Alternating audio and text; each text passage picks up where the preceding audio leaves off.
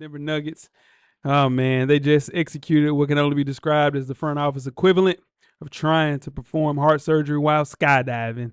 With 3 games left before the playoffs, they fired their head coach, Michael Malone, and their general manager, Calvin Booth, who played with the Dallas Mavericks. Sorry. Anyway, the Nuggets set at 47-32 as we record this podcast, firmly in the Western Conference 4 seed, if you want to say, with the legitimate championship aspirations. Remember, this is a team that hoisted the Larry O'Brien Trophy a mere 2 seasons ago, with Malone orchestrating the symphony. Jeff, is this fair or foul? This is both. This is both. And now here's why I say that, because personally, I think Michael Malone is one of my favorite coaches in the league. And the only reason I say it because he actually has a personality.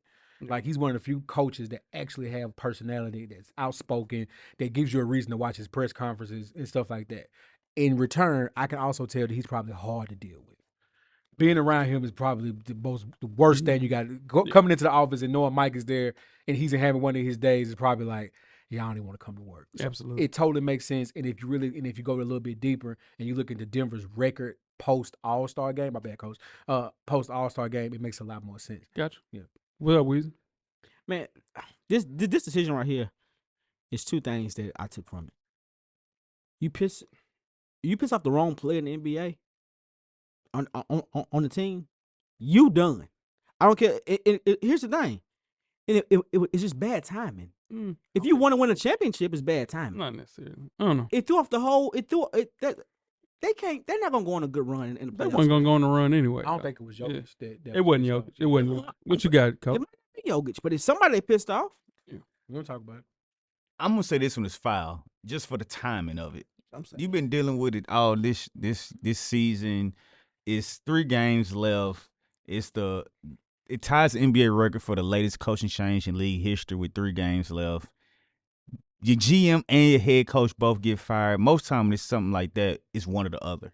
So to see them both get fired at the same time is odd to me. Even though they had been going at odds with each other all year, normally it'd just be one or the other at that point. So I don't like the timing of it, considering they still in 4th place. Jamal Murray he was hurt some of the season. We know how he affects them when he's not playing. So to me, go ahead and let them finish the season out.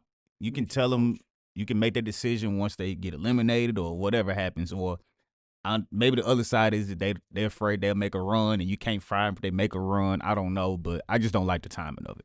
And if you kind of look at things how it was, I think it was fair. I think the firing was fair because Josh Kroenke, the owner, whoever you want to say per se, for the Denver Nuggets, wanted to make this move around All-Star break. And then when Jeff was going through his weekly thing, they was like, oh, 8-game winning streak. You can't fire an entire front office with an 8-game winning streak. So the tension between a GM and a coach, I think, is natural.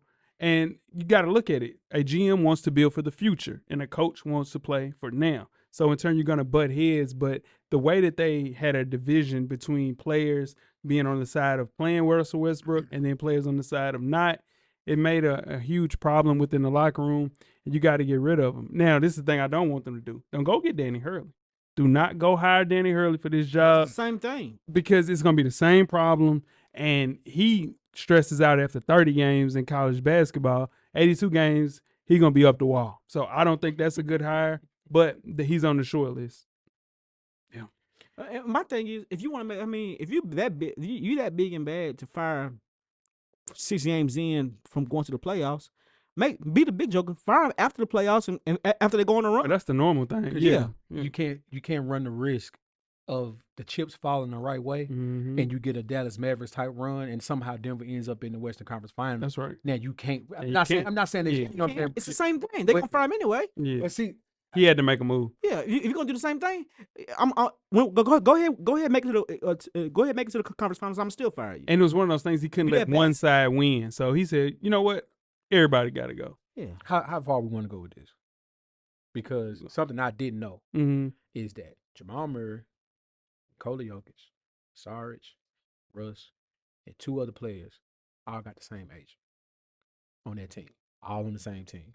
Elite management company.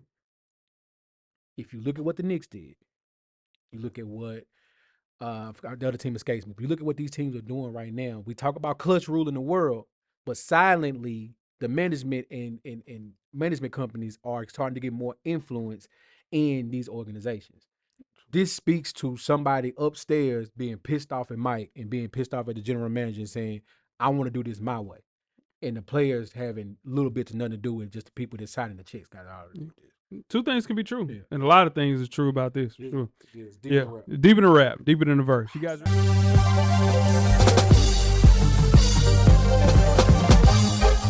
J-Ho. Check us out each and every Monday. The Revolution will be podcast. Revolution will be podcast.